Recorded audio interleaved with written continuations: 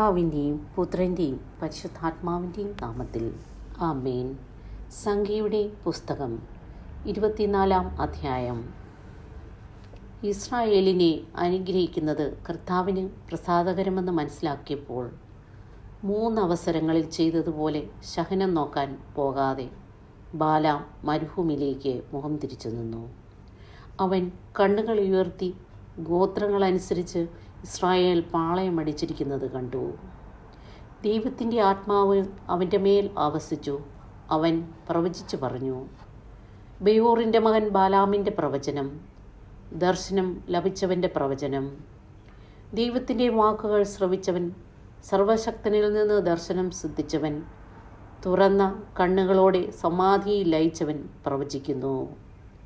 യാക്കോബേ, നിന്റെ കൂടാരങ്ങൾ എത്ര മനോഹരം! ഇസ്രായേലേ, നിന്റെ പാളയങ്ങളും വിശാലമായ താഴ്വര പോലെയാണവ. നദീതീരത്തെ ഉദ്യാനങ്ങൾ പോലെയും കർത്താവ് നട്ട കാരകൽ നിര പോലെയും നീർച്ചാലിനരികെയുള്ള ദേവദാരു പോലെയും. അവൻ്റെ ഭരണികളിൽ നിന്ന് വെള്ളം കവിഞ്ഞൊഴുകും, വിത്തുകൾക്ക് സമൃദ്ധമായി ജലം ലഭിക്കും. അവൻ്റെ രാജാവ് ആഗാഗിനേക്കാൾ ഉന്നതനായിരിക്കും. അവൻ്റെ രാജ്യം മഹത്വമണിയും. ദൈവം ഈജിപ്തിൽ നിന്ന് അവനെ കൊണ്ടുവന്നു. അവന് കാട്ടുപോത്തിൻ്റെ കരുത്തുണ്ട്. ശത്രുജനതകളെ അവൻ സംഹരിക്കും. അവരുടെ അസ്ഥികൾ അവൻ തകർക്കും. അവൻ്റെ അസ്ത്രങ്ങൾ അവരെ പിളർക്കും. സിംഹത്തെപ്പോലെയും സിംഹിയെപ്പോലെയും അവൻ പതുങ്ങിക്കിടക്കുന്നു. അവനെ ഉണർത്താൻ ആർക്ക് ധൈര്യമുണ്ടാകും? നിന്നെ അനുഗ്രഹിക്കുന്നവൻ അനുഗ്രഹീതൻ, നിന്നെ ശപിക്കുന്നവൻ ശാപഗ്രസ്തൻ.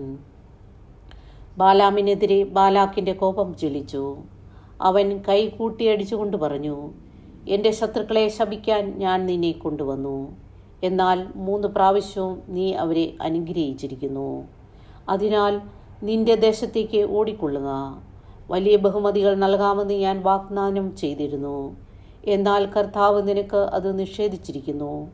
ബാലാം അവനോട് പറഞ്ഞു: നിന്റെ ദൂതന്മാരോട് ഞാൻ പറഞ്ഞില്ലേ, ബാലാക്ക് തൻ്റെ വീട് നിറയെ പൊന്നും വെള്ളിയും തന്നാൽ പോലും കർത്താവിൻ്റെ കൽപ്പനയ്ക്കപ്പുറം സ്വമേധയാ നന്മയോ തിന്മയോ ചെയ്യാൻ എനിക്ക് സാധിക്കുകയില്ല. കർത്താവ് അരുളി ചെയ്യുന്നതെന്തോ അത് ഞാൻ പറയുമെന്ന്. ഇതാ, എൻ്റെ ജനത്തിൻ്റെ അടുത്തേക്ക് ഞാൻ മടങ്ങുന്നു. ഭാവിയിൽ ഇസ്രായേൽ നിന്റെ ജനത്തോട് എന്ത് ചെയ്യുമെന്ന് ഞാൻ അറിയിക്കാം. ബാലാം പ്രവചനം തുടർന്നു. ബയോറിൻ്റെ മകൻ ബാലാമിൻ്റെ പ്രവചനം, ദർശനം ലഭിച്ചവൻ്റെ പ്രവചനം. ദൈവത്തിൻ്റെ വാക്കുകൾ ശ്രവിച്ചവൻ, അത്യുന്നതൻ്റെ അറിവിൽ പങ്കുചേരുന്നവൻ, സർവശക്തനിൽ നിന്ന് ദർശനം സിദ്ധിച്ചവൻ, തുറന്ന കണ്ണുകളോടെ സമാധിയിൽ ലയിച്ചവൻ പ്രവചിക്കുന്നു. ഞാൻ അവനെ കാണുന്നു, എന്നാൽ ഇപ്പോഴല്ല. ഞാൻ അവനെ ദർശിക്കുന്നു, എന്നാൽ അടുത്തല്ല. യാക്കോബിൽ നിന്ന് ഒരു നക്ഷത്രം ഉദിക്കും, ഇസ്രായേലിൽ നിന്ന് ഒരു ചെങ്കോൽ ഉയരും. അത് മൊവാബിൻ്റെ ദണ്ഡിത്തടം തകർക്കും, ഷേത്തിൻ്റെ പുത്രന്മാരെ സംഹരിക്കുകയും ചെയ്യും. ഏദോം അന്യാധീനമാകും, ശത്രുവായ സെയിറും. ഇസ്രായേലോ സുധീരം മുന്നേറും. ഭരണം നടത്താനുള്ളവൻ യാക്കോബിൽ നിന്ന് വരും. പട്ടണങ്ങളിൽ അവശേഷിക്കുന്നവർ നശിപ്പിക്കപ്പെടും. അവൻ അമലേക്കിനെ നോക്കി പ്രവചിച്ചു. അമലേക്ക് ജനതകളിൽ ഒന്നാമനായിരുന്നു, എന്നാൽ അവസാനം അവൻ പൂർണ്ണമായി നശിക്കും.